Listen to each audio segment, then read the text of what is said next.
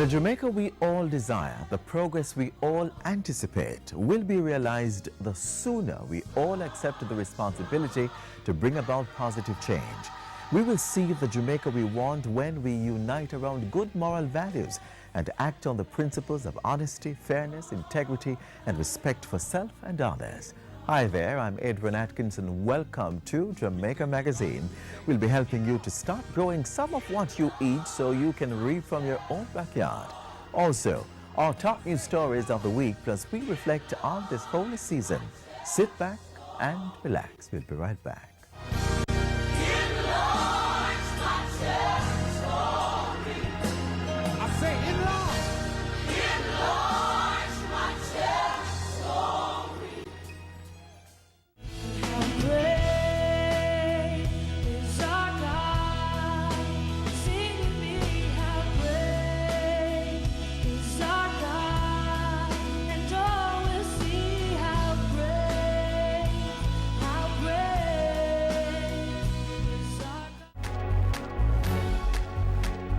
Know your numbers and control the keys to a healthier heart. Know the numbers for your blood pressure, cholesterol level, blood glucose level, and your weight and body mass index.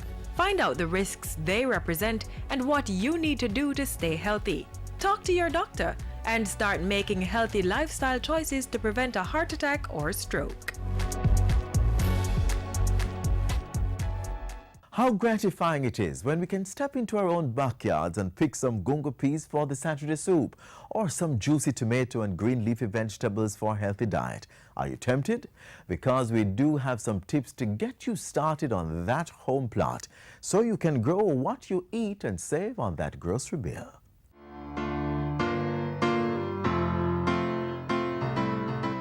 This garden is beautiful, right? Well, it took quite some time and a lot of hard work to get it to this stage. Did you get it in someone's backyard?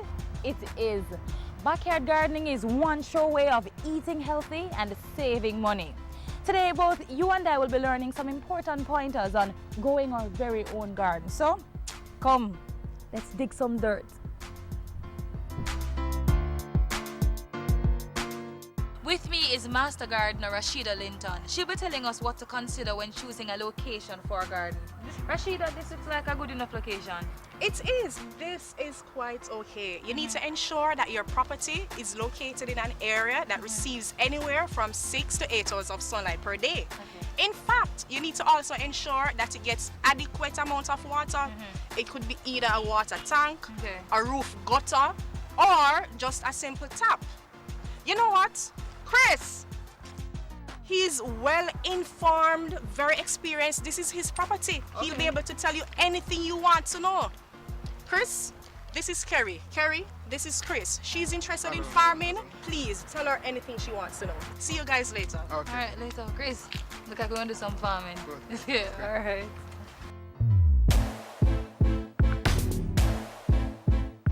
Get geared up. You'll need gloves and rubber boots. First, clear the land of stones, tins, broken glass, or other types of trash and large sticks or plastics that will hinder your plant's growth. Next, use the fork to dig the area and loosen the soil. You may want to make sure that you fork at least 10 to 12 inches or roughly 25 to 35 centimeters so that your plant roots grow easily. This is also the time that you should add whatever animal manure you have to the soil. Also, you may consider adding sand to improve soil structure and drainage. You want a nice crumbly texture. How much manure do you need? Use 1 kilogram or about 2.5 pounds of chicken manure, or 4 kilograms or 8 pounds of cow dung or goat manure to 1 square meter or a yard-sized bed. Fork the manure well into the soil and keep forking to mount a raised bed that is at least 3 feet wide or 90 centimeters and 20 to 30 centimeters or 1 to 12 inches high. Keeping the width at 3 feet will make it easier for you to sow, weed, water, and reap from the outside in without having to reach too far. To further ensure that your soil is free from pests and diseases, cover the soil with plastic for a few weeks. Cut large garbage bags down to the side seams and lay them on top of the soil to cover. You can use stones around the edges to keep the bags in place. The plastic covering will allow the soil to get heated in the sun, and over time, this will kill most of the insects, pests, and viruses that might be living in the soil.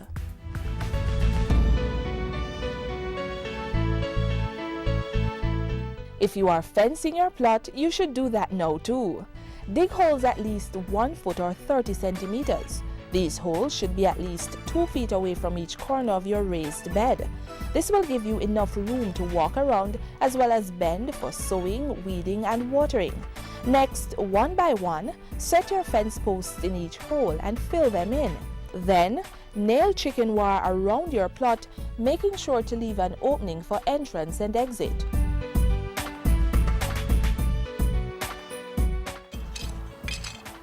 Carrie, What's up? this is good, but you know you don't have to go through all this trouble. There's a much simpler way, especially for persons who don't have enough space. It is called containerized gardening.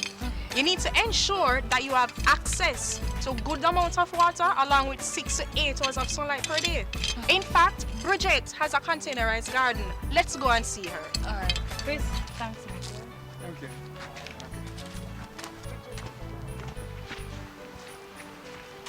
Bridget, this is Kerry. Kerry, this is Bridget. Hi. Bridget has a container garden.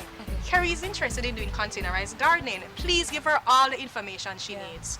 Later, guys. All right, Later. then take care. Later. Hi, Kerry. Hi. You have actually come good time because I'm just about to transplant some tomatoes. Okay. Right.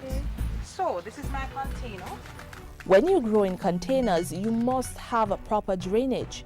If you buy clay or plastic flower pots, they will have holes punched in the bottom for this purpose. But if you are making your own, you must make sure you punch holes in the bottoms and sides so that the plants won't get waterlogged and develop root rot.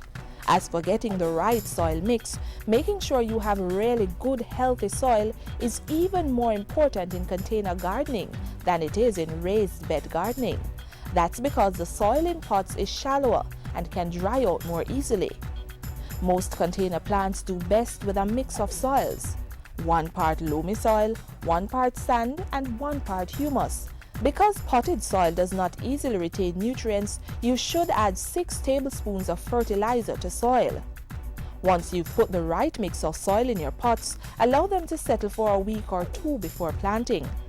The next thing to think about is choosing the right crop to grow in your pots. The most ideal plants for container gardening are callaloo, tomato, peppers, lettuce, cabbage, cucumber, legumes, condiments, and herbs. Thank you so much, Miss Williams, for all your help. Boy, backyard gardening, not easy. But hey, at least now we know about site selection and container gardening. Backyard living, not bad at all.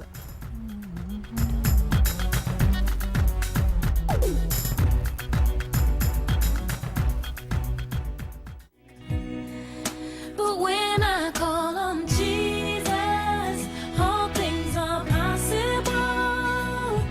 I can mount on wings like eagles and soar. When I call on Jesus, mountains are gonna fall. A healthy and educated people living in a clean, natural environment, reducing crime, improving the justice system and governance, building a prosperous economy. It's not just a vision, it's reality. Learn about the plan. Join the vision. My country, Jamaica, has a rich heritage and is very unique. If we all pull together, we can make it the place of choice to live, work, raise family, and to do business. For more information on Vision 2030, call the Planning Institute of Jamaica or visit vision2030.gov.jm, your parish library, school library, or the Jamaica Information Service.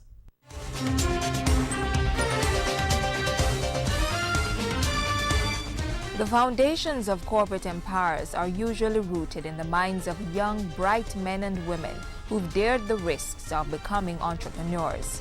First, identifying opportunities that can create wealth, products and services that are in demand, and meeting those needs with unique innovation. Planning and establishing a business is no easy task, and operating successfully for any extended period is an even tougher job. But Jamaica's youth entrepreneurship policy and strategy gives young people with good business ideas a chance to operate more thriving long-term businesses and create their own income. Youth entrepreneurship is encouraged by both public and private organizations. It is also being fostered within schools and communities to instill the business bug early. And with more young persons owning businesses, they'd be helping to drive economic development and job creation, all of which can make a difference in the lives of other people. And that explains why support has been growing in areas of financing for startup and business experience. Government over the years has established various agencies for helping the youth set up and run their businesses. The National Center for Youth Development, NCYD, for example, continues to empower youth in entrepreneurship. Both attached and unattached young people are able to benefit from access to information through the establishment of youth information centers across the island and various programs that include training. Government has partnered with organizations such as Jamaica Youth Business Trust to provide venture capital funds for persons under the age of 30, collateral requirement being only a sound business plan and a willingness to accept a mentor from the private sector. There is also the Youth Entrepreneurship Program, YEP, giving school leavers at the secondary and tertiary levels with strong entrepreneurial spirits the benefit of training and access to financing. Youths also have access to various business support services provided by the Jamaica Business Development Corporation, the premier business support organization. From the conception of a business idea, young entrepreneurs can get help through the stages of developing the business, planning, financing, starting, marketing, and growing. Indeed, the window of opportunity is open for all youths to access business support at the highest professional levels.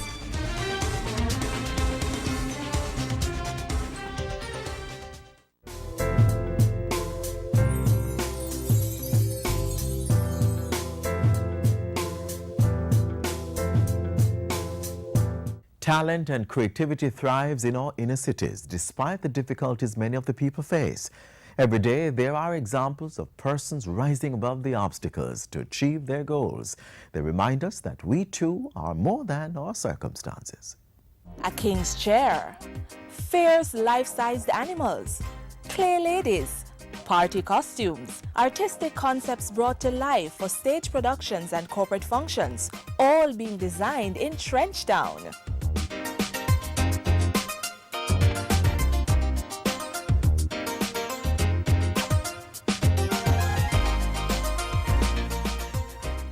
If you're in the market for a promotional mascot or a booth design, Props and More can create it. From one of Kingston's inner city communities, world-class props for movies, commercials, and music videos are taking shape. And don't be fooled by the entrance. Within these walls are talented artisans creating the finest ceramics, sculptures, orthographic projections, 3D models, and more. It's fun. It's not just a job. Every day you get to add something creative to what you do. You learn new things every day. It all started 7 years ago when former art teacher Shahid Cole left the classroom and took a risk with Props and More. Launching out as a businessman wasn't the only risk he took. Cole also made the bold decision to operate the company out of Trenchtown, setting up office on the compound of the Inner City for Christ Ministries Church. I don't believe in garrisons or ghettos. I believe just a state of mind. And the culture of the people has been they have been socialized like that for a number of years. And the only way to break that trend is to infuse the type of culture that you want them to have. The former Charlie Smith and Trenchtown High teacher wanted Props and More to be a part of the community he had come to love, though he was not blind to the challenges. The initial fear was, will clients come to the area? Initially there was an skepticism, fear, but we normally escort them in at times. Now they come on their own. And clients have been coming in. Props and More's clientele includes the likes of telecommunications giants Digicel and Lime, and established financial institutions like RBC and Bank of Nova Scotia. We're planning an extra special fun day for our team members across the island. And we chose a safari theme. The committee brainstormed various ideas, and then we said, how about us trying to get some life-size animals that really look like we're in a safari? And we did a lot of calling around, trying to inquire if there were any such service providers on the island. Really couldn't find anybody. And then eventually someone told us about Props and More. So we decided to take a side visit down to Trenchtown, and that clinched it for us. We were very impressed. And very importantly, he was involved in creating jobs in the inner city.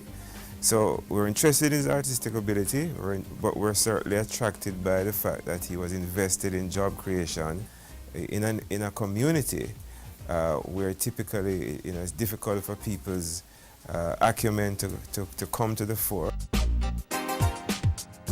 The example set by Props and More is in line with the government's push for community-based enterprises that support the Vision 2030 plan of First World Development, starting at the community level. By growing business and creating employment from the community level, enterprises like this support the ideal that Jamaica will be transformed if each person does their best within their own space. I've tried my best to pass on as much of what I know, especially since a lot of these disciplines are not taught in the schools. Nobody teaches to make a mascot, really. Props and More, a grassroots enterprise creating employment and supporting development from the heart of Kingston's Trenchtown. A lot of these products used to be imported, but now we offer this service at the highest quality international standard here in Jamaica. Overall, I've got a lot of positive feedback from the clients, being very surprised that work can take place and productivity is evident. Entire Jamaica will see that normal people live here as well, very talented people live here as well, and productivity can take place in these inner city areas.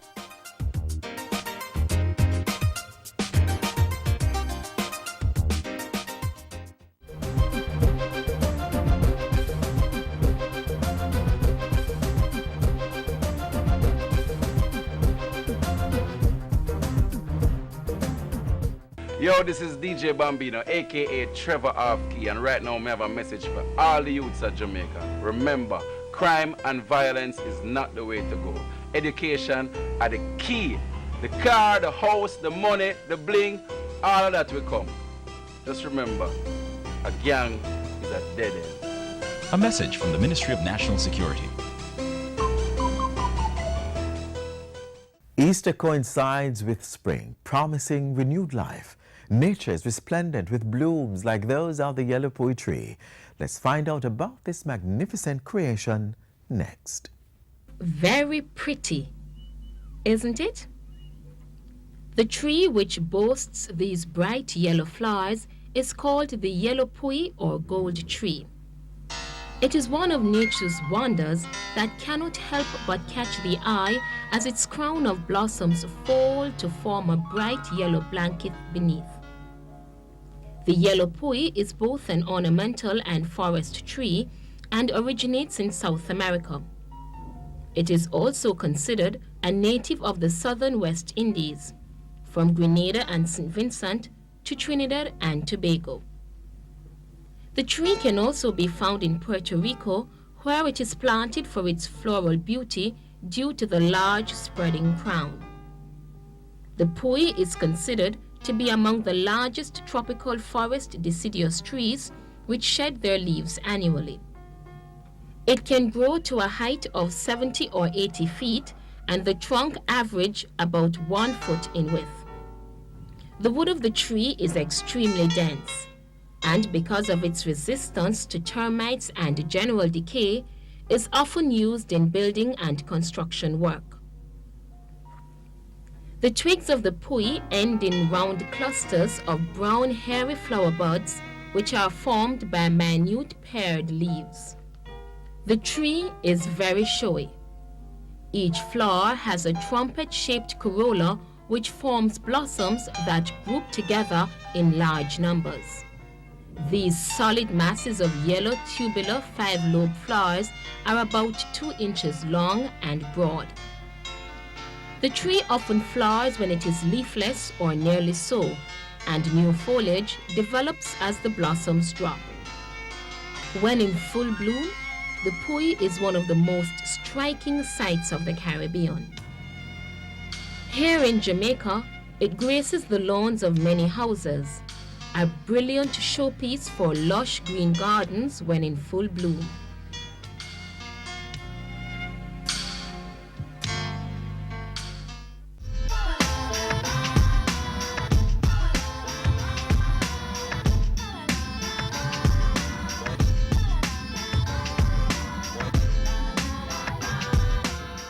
Reflections on the way people observe the holy season of Lent depends on their perceptions and beliefs. We head out the road to hear how some view the meaning of Lent. Okay, when I think about the Lent, I think about the crucifixion of Christ and not so much the Easter bun and all of that. From when I was growing up, them always tell me say when Lent start, not to eat red meat, to eat fish, so that's basically what I know about Lent. Well, when I was growing up, I know my mother said that it was for the beginning of the crucifixion of Christ. So, I mean, you're supposed to be in a state of what you call a spiritual mind. And, I mean, it's a conscious time for each person to dwell on life and everything else. I don't celebrate Easter, so I don't recognize it, to be honest. Well, Lent means that time we don't eat much meat, and no meat at all. Most vegetables have been consumed during that time. Well, it's a tradition, knowing that you fast, eat fish at that time, you don't fool around with meat and so forth.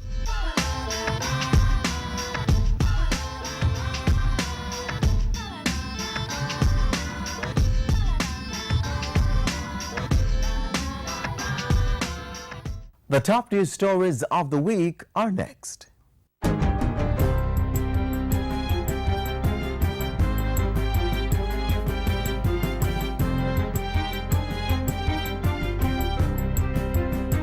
Hi there, I'm Simone Wolf with your JIS News of the Week. Government has granted Energy World International EWI the license to supply 381 megawatts of electric power to the Jamaica Public Service Company using natural gas as the fuel source. Energy Minister Philip Paulwell says the natural gas-fired power project is a game changer and is among the first steps towards reducing the price for electricity to the productive sectors and the wider Jamaican population. The project will be implemented over 26 months so that by mid-2016, JPS customers should already be benefiting from reduced electricity costs. Government made gains this week in its comprehensive plan to boost rural development.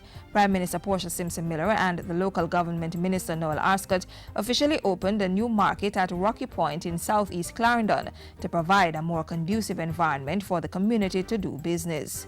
Rural development is something that I am dedicated to. Our markets are part of our larger commercial value chain. They are important outlets for the food that is produced by our farmers. JSIF upgraded the market through a $54.7 million grant from the Caribbean Development Bank Basic Needs Trust Fund and a $5.6 million contribution from residents. The Prime Minister was also in Mile Gully, Manchester Wednesday to unveil the National Housing Trust NHT's mobile unit. The mobile unit will be hitting the road, initially focusing on districts in Clarendon, Manchester, St. Elizabeth, Hanover and Trelawney. Mobile NHT will seek, ladies and gentlemen, to reach these persons, to have discussions with them and to advise them about the opportunities which are available through the NHT and to bring them fully on board. In other news, Prime Minister Portia Simpson-Miller this week condemned the latest reports of child abuse, calling for an end to the callous acts. She was responding to the youth minister's recent revelations of increased child abuse cases, including physical, emotional, and sexual abuse. I condemn every attack on any child in this country. If they're misbehaving and you don't like, take them to a teacher, a pastor, a community leader, a person that can demand respect and doesn't beg respect. Please do not abuse them. Now let me tell the men, we're looking at some legislation, you see, that our children must be protected. It was revealed this week that at least 67% of persons in the Island Special Constabulary Force, the ISCF, have so far agreed to join the Jamaica Constabulary Force, the JCF. A release from the Ministry of National Security assured that ISCF members would not lose their benefits when the merger with the JCF was complete. Meanwhile, the Independent Commission of Investigations, INDECOM, has reported a 47.3% decrease in the number of fatal shootings by the security forces. For the first quarter of this year, INDECOM says 40 fatalities were recorded in comparison to 76 in the corresponding period in 2013. Commissioner of Police Owen Ellington attributed the reduction in police fatal shootings to a number of measures, including stricter enforcement of the use of force policy. There is less hostility between the police and criminal elements. Not only is there a decrease in instances of fatal shooting by the police, but there's a decrease in gun attacks on the police.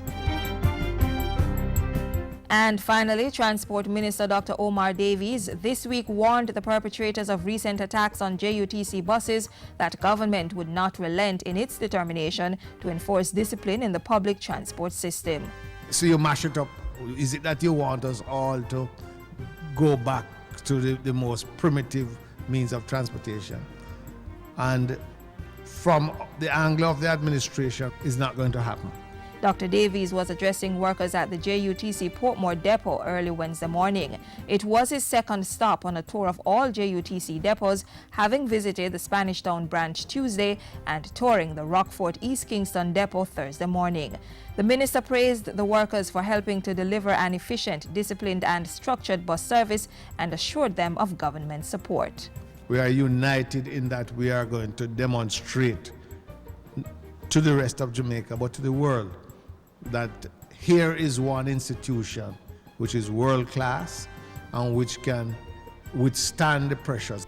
And those were some of the stories making news this week. I'm Simone Wolf.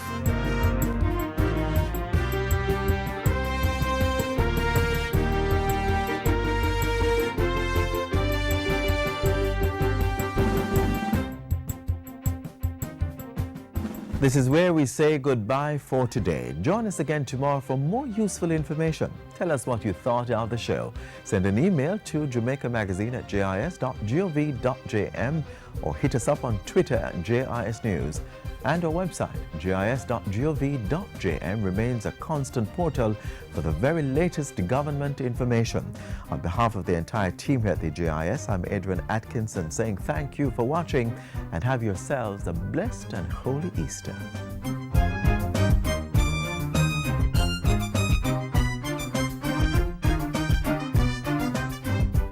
This has been a production of the Jamaica Information Service, the voice of Jamaica.